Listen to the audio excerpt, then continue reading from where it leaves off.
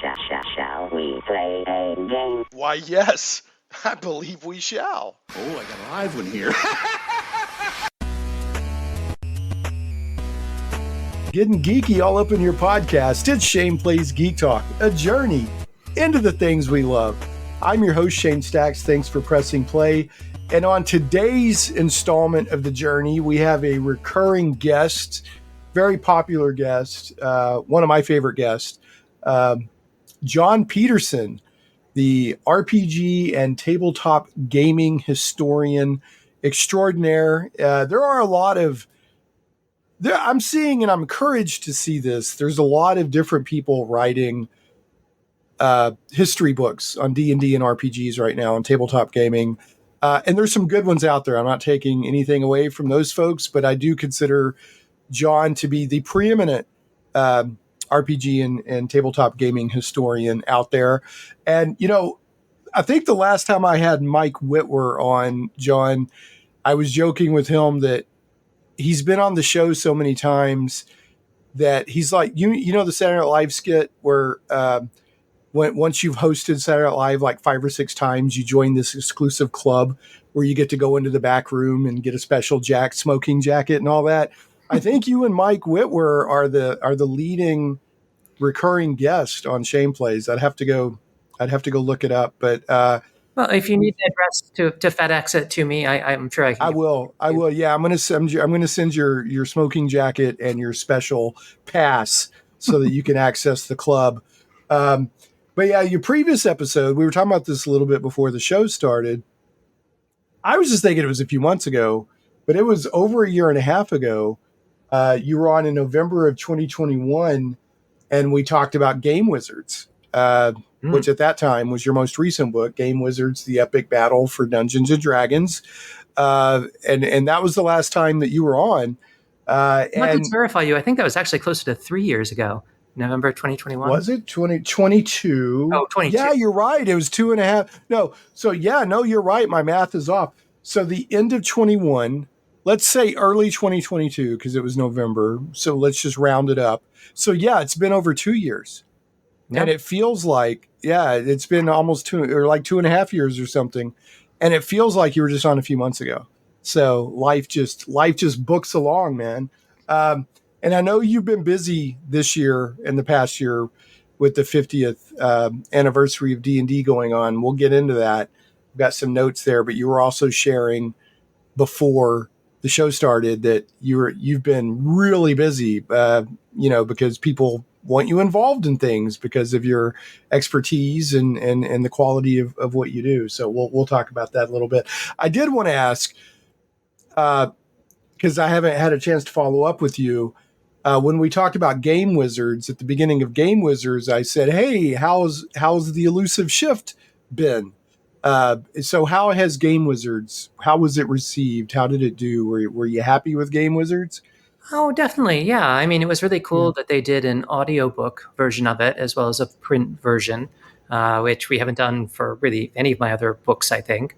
Although there has been a push lately for there to be an audiobook version of Elusive Shift, because I guess for whatever reason that book has also had long legs. But yeah, I think, Game Wizards really accomplished what I hoped it would accomplish, right? Which is providing a fairly neutral account of what was a terribly non-neutral conflict and all the things that kind of arose from it. I don't really track sales figures or things like that. So I honestly don't know how well it did. But, MIT keeps coming back to me to do more things. So it must be doing well enough that they think there's an audience for it. I know at Gen Con this year, just a couple weeks ago, for the first time, MIT Press had a booth there. Oh, and, nice. Because they had the copies of my new second edition of Playing at the World, the first volume, that, they brought a bunch of, but they also had copies of Elusive Shift and Game Wizards, and those sold out on the first day. Right? Wow. Oh, that's good. Yeah.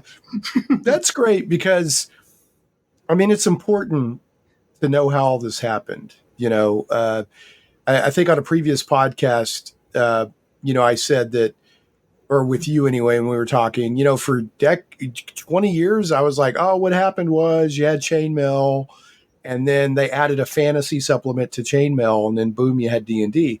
And for a long time, I think that's how people thought D&D happened. And so I've really learned a lot, from yourself and others on the complexities and the personalities involved and the happy accidents and the, hey, you got my chocolate and my peanut butter. No, you got your peanut butter on my chocolate, and boom, we got, D&D and role playings. It's fascinating. Years ago they did a movie, a fictionalized version of Steve Jobs versus, how can I forget the person behind Windows? Oh, no, not Wozniak too, but no, this was Gates. Bill Gates, and they did a Pirates of Silicon Valley or something. Yeah. This, I'm waiting for that kind of biopic for the start of D&D, because it's getting that big enough in culture, that people are paying attention. So I would be fascinated to see something like that happen. Anyway, it's important to have had that up for 2024, but I wouldn't that have been neat? Yeah, for this year. Of course, this is the D&D was first published in 1974, so this is the 50th year, which is one of the reasons you've been so busy. So would you like? One of the reasons I want to do this podcast is you have 2 new books out and a 3rd book projected on the horizon. So I want you to tell people about that, but I also want you to catch me up and everybody else. What have you been doing, and have you had a chance to stop and breathe during the 50th anniversary year of Dungeons & Dragons? So to the latter question, not really. I have a little bit of breath right now, but I'm expecting back the proofs for the 2nd volume of Playing at the World imminently. And so I'll then have to dive back into that and make any final repairs that I can in what time I'm allotted to make repairs. But yeah, repairs, not edits, repairs. Repairs, yes. It needs maintenance. But yeah, so I guess the big things that I worked on for this year were the 1st volume of Playing at the World. We're now calling that The Invention of Dungeons and Dragons. And for those that are familiar with the 2012 edition, kind of basically what I've done is I've taken what was originally the 1st and 5th chapters of Playing at the World, the 2012 edition, and turned that into volume 1. And so the 1st chapter kind of told the story up until the time that D&D came out. And then the 5th chapter picks back up after D&D came out and says this is kind of what happened afterwards, and what the early supplements and what the early variants and things like that were, and kind of how this nebulous idea of a role-playing game started to enter that conversation, and how it started to kind of shape and in some respects determine what D&D would be going forward. And, so that leaves the middle 3 chapters, which are the deep dives into setting, system, and character that were in the 2012 edition. Those are now exiled into this 2nd volume, which sources tell me might be out in April 2025. We're not entirely sure yet. So that was one of my questions, so I can scratch that off my list. So volume 1 of the 2nd edition of Playing at the World is out now. Yes. The Invention of D&D, which is a expanded version of chapters 1 and 5 of the original Playing at the World. And then volume 2 is going to be what? Well, like I said, it's the 3 middle chapters, 2, 3, and 4 of the 2012 edition, which are the deep dives into setting, into the kind of history of sword and sorcery literature, and how it ended up influencing D&D as that came out, then system, which is the really deep dive stuff that goes back into Prussian wargaming and chess, and kind of all how the concept of there being a referee who sets the general idea, the concept of how you have a dialogue that takes place between the referee and the players, or they propose statements of intention, and the referee says, well, this is the result of what you proposed, how the concepts of things like endurance, that is being able to take quantified points of damage, emerged in these wargame systems, how ideas like veterancy, the notion that wargame units that are successful in combat would be promoted and would have some quantitative increase in their combat efficacy, as a result of that. Like all the things that seem to have been part of the mix of how D&D came together, I described in that system chapter. And finally, character is kind of the hard one, because, when you look at published 1974 D&D, it really doesn't tell you much about what playing characters are, like what you're supposed to do to play a character. It talks about characters, and it kind of talks about, well, you can roll statistics for them this way. And there's an example of play that suggests that there is a conversation between the referee, the proto dungeon master, and at least one player called a caller. And what a caller is of course never explained in 1974 D&D. But, you really have to kind of read a lot between the lines to understand what character playing is.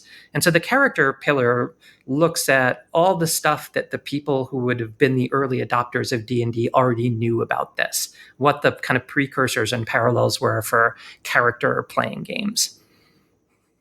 Okay. Yeah. And so I want to, first of all, I've got the original Planet World. He's holding up on video. You can't see it. This is just a podcast. Yeah, you can't see it, but it never fails to amaze me that this huge tome is 5 chapters. You said there's 5 points that are worth making, and we're going to flesh them out. So one, I think it's neat that you're putting out a new Playing at the World, but you're not just reissuing this, right? You're not just saying, hey, we're reprinting it or whatever. Because some people consider this book a bit of a collector's item, honestly. You can't get it. It's hard to find. So that's interesting. Now, I want to ask about the caller, and then I want to ask after that, how did the idea come about to make it 2 volumes instead of just, revising or updating the original volume? I want to camp out on the caller for a second, because I think the caller gets a little bit of hate that it may not deserve. And let me expand on that. In fact, I'm not trying to name drop. It's just one of the most clear conversations I can ever remember having on this. My friend Matt Barton, who's a video game historian, somehow he set up Mike Whitwer for an interview. And it was there were several of us just chatting with Mike Whitwer. And Sam walked by, and Mike's like, hey, Sam. And Sam came in and sat down. And we had this discussion about the caller, and Sam just ripped the idea of the caller. And what the idea of a caller is that when you have the DM, and and I think this was Gary's idea. I don't know of anybody else that pushed the idea for a caller, but Gary would mention it, Gary Gygax. So you got 5 people at the table. They're all talking at once. It's hard for the DM to keep up with, okay, so what is the party's official plan here? So he had this idea of a player role, not the leader, but the caller. And it was their job that once there was a consensus at the table of what was happening, then they told the DM, okay, here's what the party's doing, right? And I, as a DM, having seen those chaotic moments, I fully understand what he was going for. But it just seemed to be lampooned and ridiculed as like overly bureaucratic or something like that, right? Like, oh, you're not allowed to talk to the DM, only the caller is. And I don't think it was intended that way. I just think that the DM was trying to filter the noise between chat and what the official decisions of the party were. Do you have any thoughts on it? Sure. I mean, I think it's open to a lot of interpretation. I mean, I think one not at all implausible interpretation is that the caller is actually playing 3 characters and there are no other players in the game. Oh, okay. All right. I haven't thought of that one. Another example, and the Elusive Shift has a whole section about the caller. I think that's called Deciding for You, that it looks at like play reports of people experiencing the caller or interfacing with it, in those first years after D&D came out. And, some of them had this attitude kind of like, well, if you're a novice player, it makes sense for the caller to make calls for you. In other words, to kind of create statements of intention for your character if you don't quite know how to play yet. But that as time goes on, you'll learn to call for yourself. And so if you look at it in that didactic role, that's another interpretation that doesn't seem crazy. But one thing that is very evident in the early play reports is that a lot of the color roll comes down to force of personality as well. And that players, often would decide they were not going to abide by what the caller reported to the DM and would give the DM their own instructions for these things. Mark Swanson gives an account of him playing the Tomb of Horrors at Origins 1. And, he said as soon as it started, because he was an experienced player, I am implementing martial law. I'm the caller. I'm going to see what happens. But past a certain point, because other players really hadn't been experienced enough to know what to do, they started making their own calls, and it just kind of naturally turned into a game that wasn't just ruled by a single player. And now for the caller, of course, for Tomb of Horrors, that's a 15-player party in the tournament version.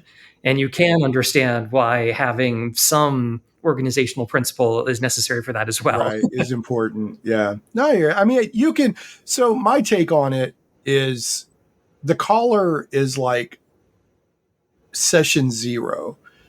And what I mean by that, it's not a necessary. You can play RPGs without it, but if used in a certain way, it can enhance a table if used a certain way and everybody agrees to it and stuff like that. I've never used a caller, but I've never seen the objection to it either, from the DM's perspective. Now, if somebody said, and this will be my last statement on it because there's a lot to cover, or my last thought, not my last statement. It's not a press conference. This is my last thought on it. If a DM or a GM said nobody at the table is allowed to talk to me except the caller, I'd be like, okay, that's a little crazy. But to just say, I don't assume that it's the party's official action unless the caller relays it to me. I don't see a problem with that. So, but I've never played a game that used a caller ever. So I only, as one of the things we did is the run up to the 50th anniversary celebrations at Gen Con, we did a series of live streams in which we ran original D&D 1st, 2nd, 3rd, 4th, and 5th edition live. And, I ran the original D&D edition, and I did request somebody at the table play the caller, and I requested somebody be the mapper as well. But I mean, in practice, the caller simply is the person you turn to say, like, okay, what are people doing? Like, just give me a sense of this. And if other people said I'm doing this and that, I just treated it all as input to the situation. Anybody can make a statement of intention, right? So, yeah. Well, it's a wonderful bit of, I don't know if RPG history is the right word or whatever, but just showing how the game has evolved or changed. But that actually naturally brings up another item I had on my list as part of your busyness for the 50th anniversary is, yes, Gen Con ran a series. You can go to the Gen Con YouTube channel. I will link this in the show notes. Go to shaneplays.com, and this episode's entry will have this. But you did this wonderful live stream with multiple interesting guests where you spent a couple of hours talking about what original D&D was, and then you ran a session of it. So I'm glad you mentioned that because, I definitely wanted to bring that up. So now when you decided to do a mapper and a caller, was that just so you could kind of give people an idea of what the feel of a game might have been like back at that time, or? Definitely. And I mean, look, when you're running original D&D, anything in that 74 to 76 period, there are innumerable interpretations of those rules that you could use to govern the game, right? And so, the way I put it in the live stream is I kind of had to imagine I was playing a character who was, and I had a specific person in mind. They lived in Madison, Wisconsin. They were familiar with chainmail. They were mostly a war gamer. They had a chance to play with Gary at like some Wisconsin event, but they were really trying to run like a pretty literal interpretation of the books. You could also do somebody who's like more of a Berkeley style person who saw the books and was like, well, I'm throwing out 75% of this and substituting in like all this different system, and we're going to run it this way. So much of D&D, D&D was never the unified, codified thing that people assume. Now, it got a little more codified as by second edition or something, I guess. Even then, people house ruled. Yeah, AD&D. Even then, people house ruled the heck out of it. it was, the more I research it, it was the Wild West. I mean, there was a game called D&D and it had rules, but there was not one book to rule them all. Even though the rules were published, people played it 8 million different ways. I mean, to the point where people argued that there actually is no such game as D&D, and that in fact there's just umpty a million referees who are running these like independent games of their own invention. And as John Freeman famously put it, he was a critic of the time, that it isn't so much a game as a design a game kit, and even more than that, it's not so. It's more a system for designing a game system. Is the way that he put it. I mean, I can kind of see that. So that actually, okay, I have a quick question on how did you, how did it come about that you did this video with OD&D? Was that, I can't remember the guy's name that runs Gen Con. Did he? Peter. Okay, right. Did he approach you, or how did that come about? Well, we've been having some broad conversations. I mean, obviously, we did a whole bunch of things for Gen Con this year. We also ran live panels on each of these editions there that we had guests for. We did a whole museum. I wrote a bit of text in the program on the history of kind of D&D at Gen Con. So, I mean, this was part of a much broader set of things that we wanted to do to honor the 50th anniversary of D&D at Gen Con. And so this notion, since Peter is heavily involved in Gen Con TV and is, he kind of has a bit of a filmmaker hat on these days, okay. So he was really eager to be able to do something like that. And the real coup from his perspective is we did manage to get these things. We did them every weekend in order. Starting with me running OD&D, then Luke Gygax running first edition AD&D, Zeb Cook running second, Jonathan Tweet running third, Rob Hanso running fourth, and then Mike Merle's running fifth. Yeah, it's wonderful. I mean, it was a great idea, and I'm of the. I mean, I have editions I prefer, but I'm of the opinion that every edition is important to the evolution and the history of D&D. And there's people out there that they love that edition. There's people out there, even though I would say anecdotally that fourth edition doesn't get as much love as the other editions. There are people who swear by and love fourth edition. I mean, it's whatever you enjoy playing. When we did the live panels at Gen Con, and again, we did one for original, then for first, second, third, fourth, and fifth. And unfortunately, Peter got COVID right at the start of Gen Con. And so he and I were going to be the moderators for these panels. So I ended up having to do them all myself, which was, a little more than I signed up for. But you survived, right? When we did it's funny, it was only when we did the fourth edition panel that as it started and people were cheering for this, a cry started coming out in the crowd of fourth, fourth, fourth, fourth, right. fourth, fourth. Like, right. So there is admittedly, maybe small, but quite vocal minority that really want to go to bat for fourth. Yeah, it was, it's very tactical. If you like the tactical aspect of D&D, which I do, it's very tactical, and it has other things that are good for it too. But yeah, it's got supporters out there. Another thing that I've heard mentioned about fourth edition that other editions didn't do, I guess if you were running an adventure and it said, oh, you run into X monster, they would print the stats for the monster right there so that you didn't have to go grab them. And that's convenient. That's a nice little innovation, So anyway, moving on. I thought it was very nice. I liked I like those series, and I thought it was a nice idea. And I enjoyed listening to you talking about OD&D. And it raised the question for me.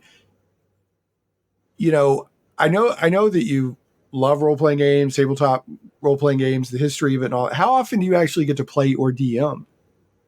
Very rarely at this point. It's largely for conventions and events like this. That was honestly the first time I had ever run a game on camera. Was running in that session. And it's probably just it's not my jam. I'm not really looking to become a social media personality, right? I want to write books about this, and obviously for this, when we're looking at who is going to do it, that pretty quickly fell to me. But that it's not something I really want to make a habit of. I'll put it that way.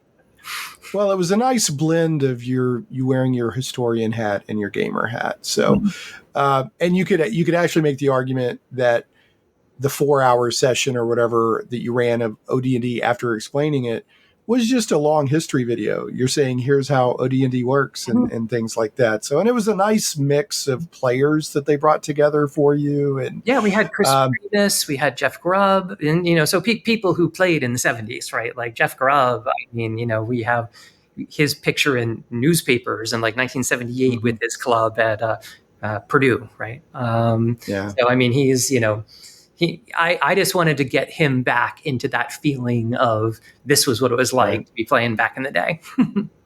That's nice. I recommend these videos. Like I said, I'll link the first one in the show notes, but go to Gen Con TV on YouTube and you'll find these. They're wonderful. So I want to go back. I think I forgot. I said, hey, I'm going to ask a question here for a second. And then I forgot to follow up with it. So when we split, Playing at the World into 2 volumes, essentially, how did that idea come about? Like, what was the driving force behind that? Sure. I mean, it kind of went back and forth, actually, with MIT, whether this should be 1 volume or 2 volumes, like quite a bit. But even if it were 1 volume, it still would be structured this way, where the 1 to 5 would be first, and then the 2, 3, 4 chapters from the 2012 would follow.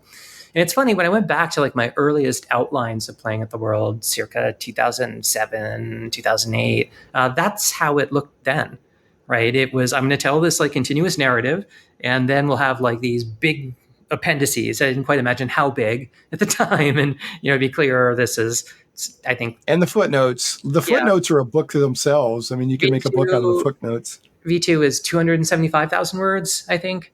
And then V1 is 150,000. So, it's coming in at around 425 total. It's a substantial amount. But, another thing I point out, and I say this in the introduction to the new Volume 1, is that really the way I structured Playing at the World originally, it kind of hid a lacuna. It concealed a gap in my understanding. Because the first chapter takes you up to right about the time D&D was about to come out, 72-ish into 73-ish. And then we pick up again like in 74 with D&D already out. And what I didn't have at the time was much insight into what actually happened in 73, right? I didn't have that much insight into what the collaboration between Gygax and Arson looked like, what draft material there was for this. And so I was kind of cheating when I look back at it by sandwiching between those parts of the story, all these deep dives. It kind of hid the fact that there was a bit of a glaring, black spot for me that I just, couldn't fix then. But I can fix that now, or at least I can do better. In the sense now that, we have better access to draft material, to correspondence, to things like that. We can fill in a lot more of the gaps that the original structure of Playing at the World concealed. And so that's a lot of the motivation for doing this revised edition overall. I mean, obviously it has been out of print for some years now, but is also to be able to go back and revisit it with just a little bit better understanding of the real details of how the system took the form it did and how it evolved in that period. So, and one, the more I think about it, I think putting it in 2 volumes makes sense. Because when I see this book, and I'm holding up the original Playing at the World. It's a big book. It's a tome, right? It looks like a textbook in size, really, almost. It's large. There's a certain amount of people, myself included, who are like, yeah, that excites me. There's some people who are like, that's a lot to tackle. I'm not sure that I want to tackle that much. So if you have these if you take it into 2 volumes, maybe you'll reach an audience that this didn't, the original didn't, just by the sheer immensity of it. We also tried to make the second edition a little bit more modular in the sense of there's a lot more signposting, and there's kind of more divisions. And so, when you look at it, there's more kind of bite-sized sections that you can choose your own adventure and go read. If you really want to deep dive into like hit points, right? You can go here, and the core information you need about the evolution of hit points, should be there. And because of the way the original was structured, I think it didn't really lend itself to that. We're calling the second volume the three pillars of role-playing games, and holding up now setting, system, and character as those three pillars, which are, at least sufficient conditions, if not necessary conditions, for something to be a role-playing game, that it have those things in them: a setting, some system, and then some. Boy, that's a debate. I've accidentally waded into that debate more than once of what is a role-playing game, and I've learned only have that discussion under certain under certain conditions. Yeah, I had a one to, and it's kind of adjacent, not exactly related to tabletop role-playing games, but one again mentioning Matt Barton, the video game historian, professor. Dungeons and Desktops, right? Was his book? Dungeons and Desktops. Yeah, he graciously allowed me to be his co-author on the second edition of that. But one time we were doing a podcast episode about our favorite role-playing games, computer role-playing games, and I think it was me and him, and I think it was Philippe Pepe. It was also wonderful. He's got the CRPG ebook, which is great. But I made the mistake of saying, well, hey, let's have the discussion of what is a role-playing game. And that threatened to completely wreck the entire, only have that conversation under certain conditions, because everybody has an opinion. We'll skip it. Yes, let's skip it for now. So in addition to making the Playing at the World 2 volumes, making it more modular, that sort of thing, rearranging when the information is presented, how revised or updated would you say the I know you said, hey, there was some stuff I had to kind of gloss over because I didn't know at that time, and now I've got more access to information. Like how updated is it? It's not just the original book split into two parts, right? I mean, it's fairly revised, or it's updated, but it's, I didn't rewrite it from the ground up, and that was a decision, right? And there was actually a lot of hard decisions. I mean, I debated about taking my capsule history of war games, for example, because there are other good books about the history of war games now that are out there, and really just replacing a lot of that with citations to other books. But I ultimately decided not to, and instead those are just all kind of augmented with new stuff that need to be filled in, and so I mean, to me it's more of a pervasive edit. I just had a chance to do a few more editorial passes over the entire text after we separated it out, and say well, here's the places I was obviously wrong before, and here's places that I can fill in more, and there were places I was just wrong, right? And wrong by having maybe been too credulous about some of the things that everybody seemed to agree were the way that things happened, that it turned out don't look that way to me now. But yeah, just trying to do fixes and maybe clean up the language here and there. And of course, it had a proper copy editor look at it and things like that, which was not really the situation in the 2012 edition. So I mean, I hope it's better. And I do think it's different, but it's the overall message is not in any way different, right? It's not like the conclusions that it drew are, being fundamentally reconsidered in this. It is the same book. It's just got hopefully better stuff in it. Cool. I'm looking forward to it. It's cool to have it back in print, and to have it back in print with an MIT Press logo on it, right? So it'll end up in the right academic libraries, and everything else is good. Well, I remember the last time we talked, you were politely cagey about whether Playing at the World was ever going to get reprinted. So it makes me wonder if you were working on it right then. So, I'm sure I was. Yeah, these things take forever to do, and so, but I really try not to overpromise. I think it's really easy to be like, "Whoa, I'm going to do this thing. It's going to be awesome." When you don't even have like you're not past peer review yet, right? And like, peer reviewers have a lot of problems with the stuff that you do, right? That has to be fixed and addressed before you can go forward. And so, I'm sure it was underway then, but I didn't want to suggest that it was by any means a done deal. So was it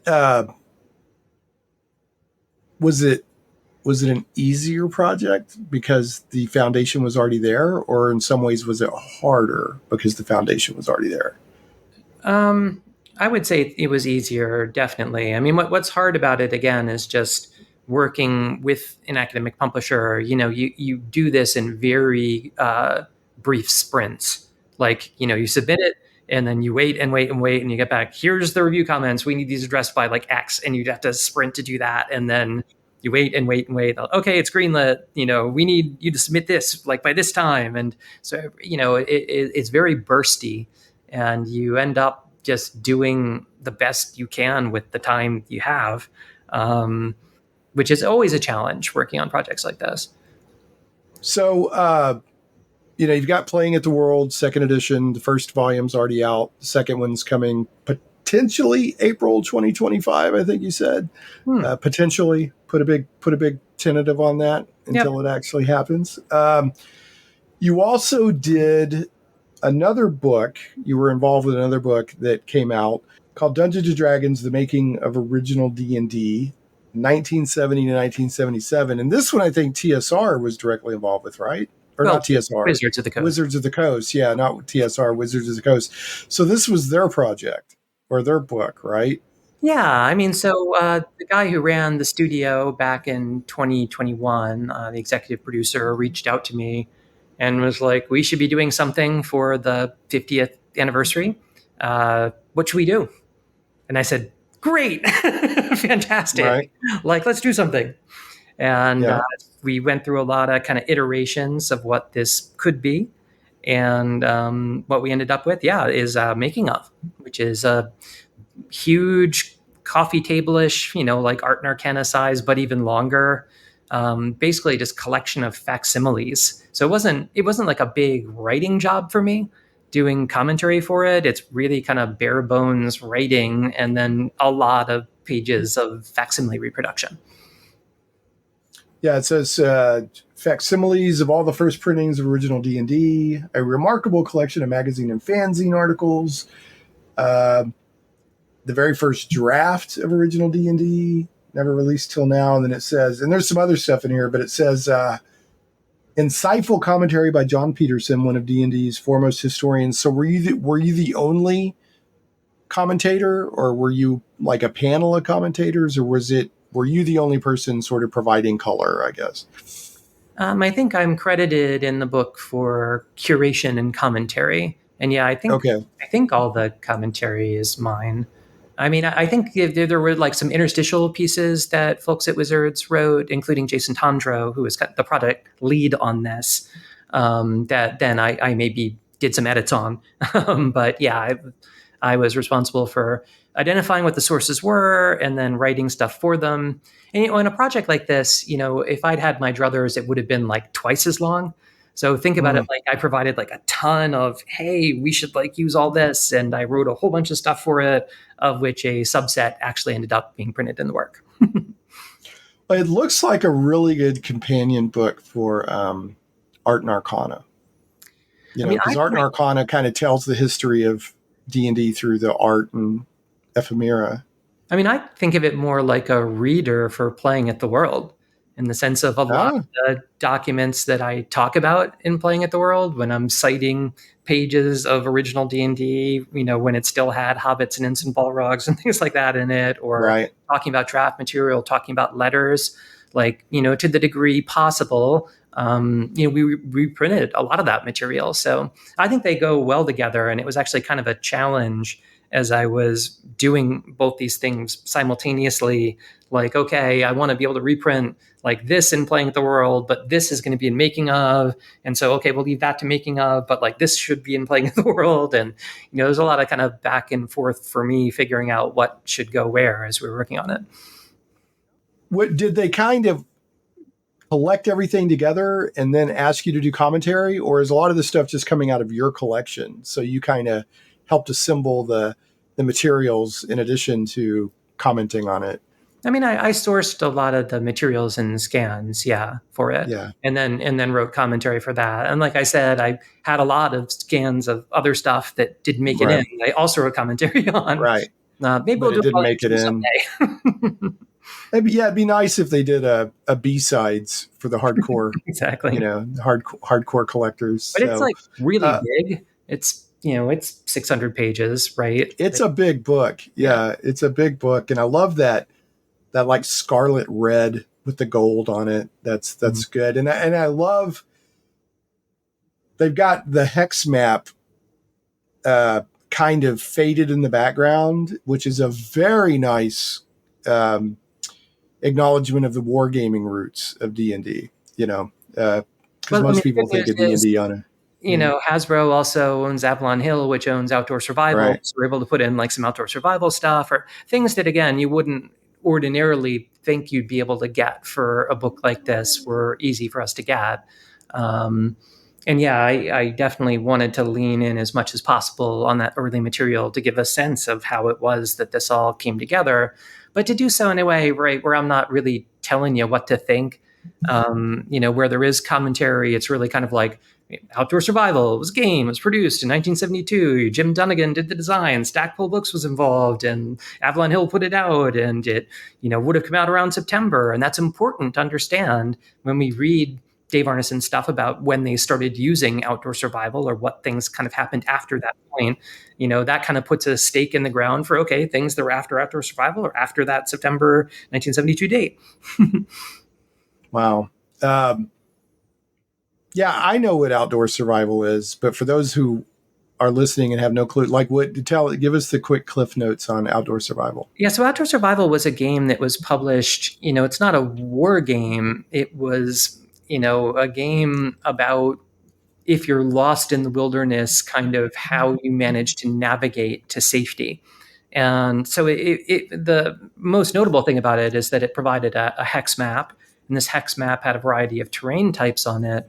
And the D&D rules recommend using this hex map for outdoor adventures, for anything that's in the overworld as opposed to the dungeon. And, they have some slight reinterpretations of the rules in terms of, what a catch basin represents in Outdoor Survival originally. Should that be, this will be a castle, and, you kind of do a little bit of a mapping and add some additional rules to it. But, Arneson in the letter described it as an obstacle course for people that were moving around on the surface trying to get between spaces in the Blackmoor campaign. And we know that even extended to people who wanted to get from Blackmoor to Greyhawk, once there was a Greyhawk, that they would have to navigate this. And one of the things about Outdoor Survival is every turn, depending on what terrain type you're in, you make a check to determine if you're lost.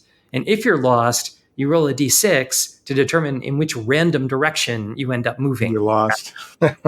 And so, it's a cool little game. Yeah, this looks like a really good resource, especially like you said. I was like, oh, it's got all these scans and everything. It'd be a good companion piece to Art and Arcana. But I can see your point that it's like almost a perfect companion piece to Playing at the World. So. Now I see that it's, the Making of Original Dungeons & Dragons, 1970 to 1977. That leads one to assume that maybe they're going to do another volume for later historical purposes. Is there anything you can speak to there? I mean, I think if it does well, if they sell the copies and they're pleased with it, there's a possibility of doing more like it. Definitely. And I believe you said earlier, this did well at Gen Con, right? Making of, I'm not aware of how it's sold at Gen. So that would have been sold separately from the MIT booth. Okay. MIT I book. got you. Oh, right. It was the MIT stuff that went like hotcakes. So yeah.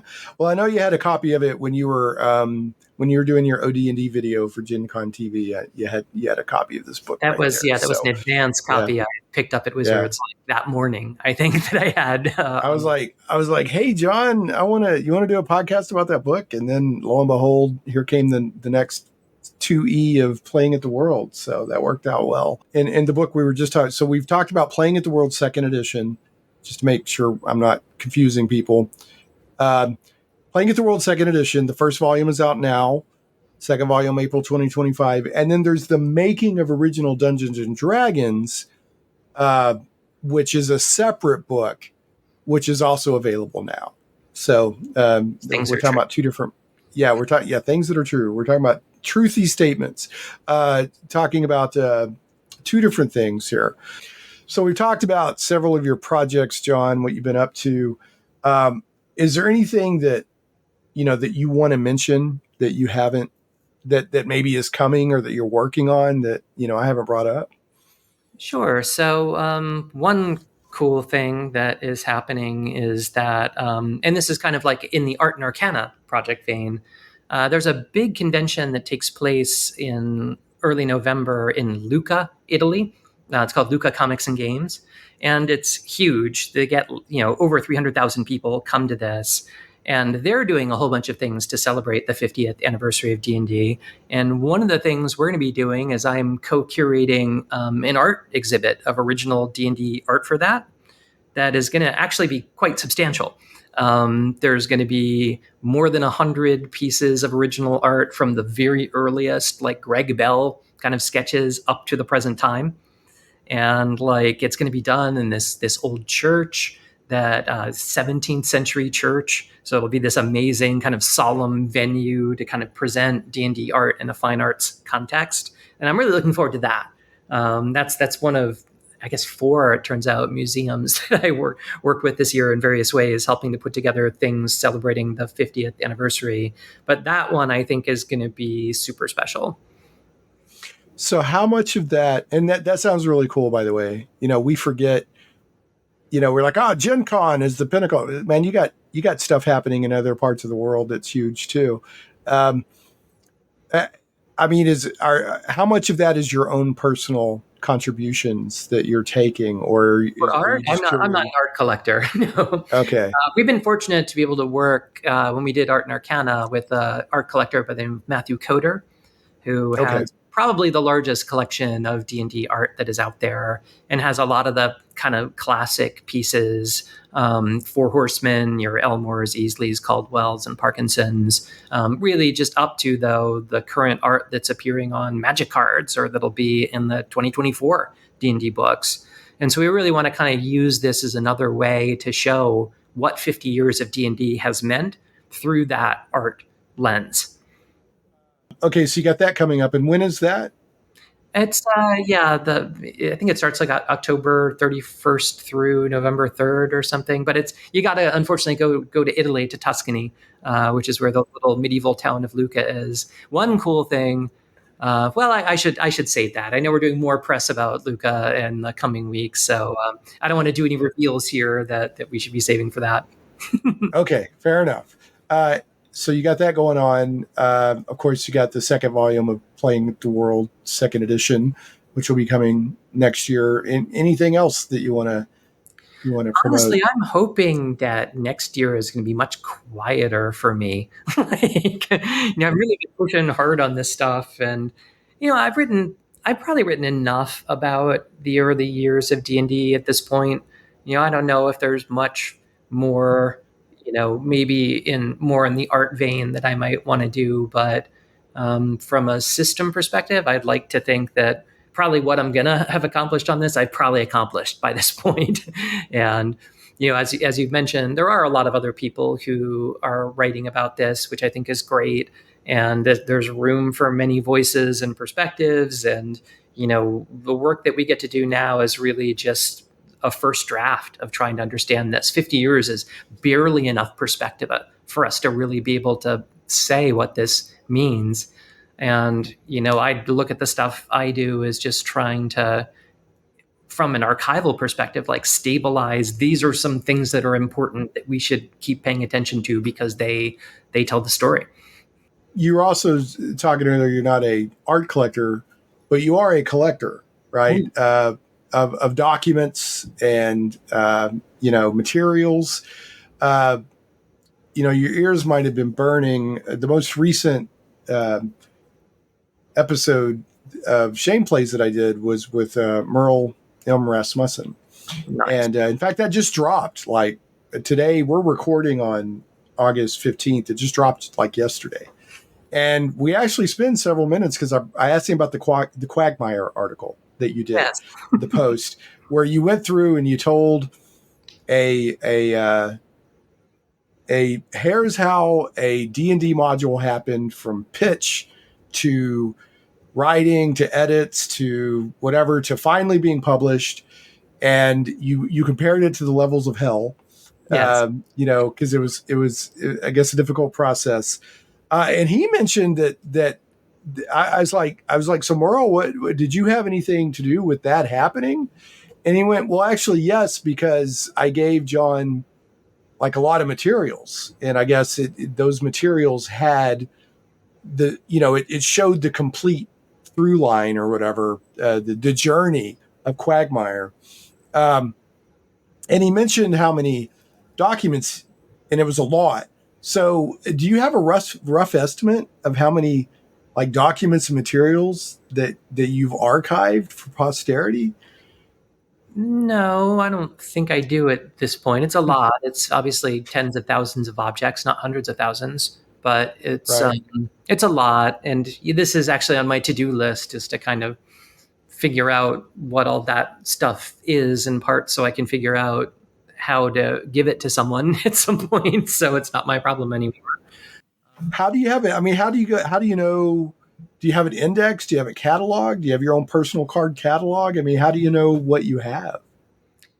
I mean, I think I do just kind of know. I mean, I have filing systems and things like that, but I mean, if you ask me what are my gaps on like Wargamer's newsletter, I am missing like 5 issues of it. Like I won't know off the top of my head, right? I think I'm missing 26, 27, 30. There's like a random set of them of the hundreds of that were published that I don't have, but I do keep notes on that of things that I'm missing that I can go look up periodically and see should I buy this if it's on eBay or not. But it's pretty informal, and I mean, I have more and more that's digitized these days, and frankly, not just this week, a Wargamer reached out to me, who had a massive collection of zines and other stuff from kind of the 69 to 71 period and offered me a digital copy of it all. And I was like, thank you. Like, that's like much easier for me to deal with than like the actual originals of these things. I mean, I've practically gone blind from like looking at fanzines in the last 20 years. So yeah, you mentioned that a little bit actually the last time you were on the show, that it's actually impacted your eyesight. So let me ask you, like in the scholarly world, I mean, we've been in the information digital age for, a couple of decades now.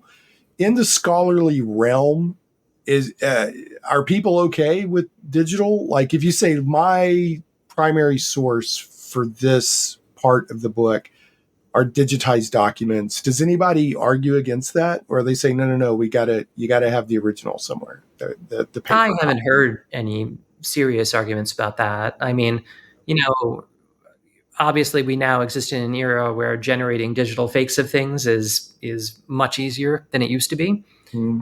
And, I think there could be significant concerns about the authenticity of documents going forward.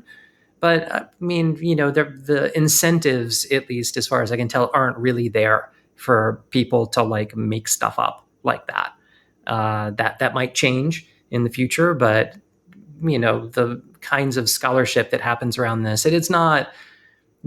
Scholarship is not like Alpha Black Lotuses, which are, profoundly valuable at this point, right? Like, I write for MIT Press, mostly a nonprofit academic press. It is not exactly a money-making venture for me. And, I'm not really aware of anybody who has a career in this kind of game studies, especially not the historical dimension of it. There are certainly academic departments where there are professors who do game studies and are paid for it. But especially game history, I think is so niche. Who would bother to like fake stuff from it? Oh, yeah, that's an interesting perspective. All right, well, Jon, as always, it's a fascinating conversation. I would love to just keep chatting, but I know that your time is valuable, and again, I appreciate you sharing it. I'm ready to dive into your new books, man. I love your stuff. I really do. I don't just say that. I tell people that you've got an immense talent at taking what can be a dense subject and making it very readable and understandable. And I know there's a lot of genuine research behind all that and a lot of hard work. So I want to commend you on that again. I have no doubt that some of these other books that we're seeing in these other works that are coming out are probably because you've shown that there's a real, and I know there were books on D&D and RPG history before you got into it. I get that. But I think you've kind of taken it to a new level. And so that's kind of allowed some of this other interest and other stuff to come along. So I'm not saying you're directly responsible, but I think you've definitely had a hand in it. So you're part of the Venn diagram. I'm trying. I mean, if there's anything that I think all my work adds up to or means, what a meaning is for it at the end of the day. I mean, I just want this material to put it into a condition where it is worthy of and accessible to scholarly attention. Like that's the job for me. And, if I manage to do that through a combination of archival work and, a little bit of narrative wrapped around it to help show why these archives are significant, then I've accomplished what I've been out to do. Excellent. Yeah, just to kind of, I had a nice reminder of what this hobby, these games mean to people when I was talking with Merle. In fact, it's in the podcast with him, but he was talking about getting feedback from players. And he was at, I think it was GaryCon. I could be misspeaking, but I think it was at GaryCon. And there was actually this lady going around that had the ashes of somebody that had been cremated. And I guess their last wish, or maybe this person's wish for it, was they wanted to get the ashes like blessed or spoken over by game designers at GaryCon before, I guess, the ashes were released. Wow. That just reinforces how deeply meaningful this hobby is to a lot of people. It's not just, it can just be, hey, we're going to get together and roll some, but it's deeply meaningful for a lot of people across decades of their lives. And so, yeah, the work you're doing is important. Yes, I don't help. Yeah. It's important, that's one of the things that I've been encouraged the past 10 years or so, this huge upswell of interest in role-playing games and D&D and everything, is the word is getting out on, how much impact these games have had on culture and what they mean to people and how they've filtered into other entertainment that we have, and the people that are making entertainment now, how they learn to storytell through it and stuff like that. So yeah, it's important, man. That's one of the reasons why I like to, keep having these conversations and always make people aware of what you're working on out there. So I appreciate it. Always happy to be on your show. I will come again. Yeah, love to have you. Definitely love to have you. Okay, I got to end on the bad joke of the week. So we'll lighten things up slightly with the bad joke of the week. Even though the podcast isn't weekly anymore, it's just got a good ring to it to say the bad joke of the week. So here we go. Are you ready, Jon? Ready as I'll ever be. Ready as you'll ever be. Okay, so a guy told me nothing rhymes with orange. So I replied, no, it doesn't. Oh, brutal. You want a chaser? I got a chaser for you. All right, let's hear it. This one's cornier.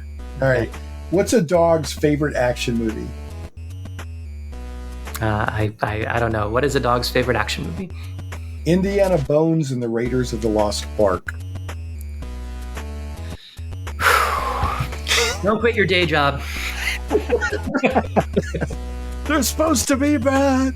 I always like to tell people. But anyway, thanks again, Jon. No, really, always a pleasure. Yeah, I love having you on. Love everything you're doing. This stuff is so great. Keep at it, man. I know you want next year to be a little bit quieter, but hopefully, we'll see some more stuff from you before too long. Well, you'll see at least Playing at the World 2E Volume 2. All right. Well, very cool. All right. Everybody else, we will catch you next time on Shane Plays. Bye-bye. Thanks so much for listening to Shane Plays Geek Talk. I certainly hope you enjoyed this journey into the things we love. For your convenience, show notes with helpful links for each episode can always be found at shaneplays.com. You can catch the podcast in several places, including on the blog at shaneplays.com, iTunes, Google Play Music, Stitcher, Podbean, Amazon Music, Verbal, YouTube, and more. If you like what you hear and would like to support Shane Plays Geek Talk, you can do so for as little as $1 per episode on Patreon at patreon.com/ShanePlays. Thanks again for listening, and we'll see you next time. Stay geeky, my friends.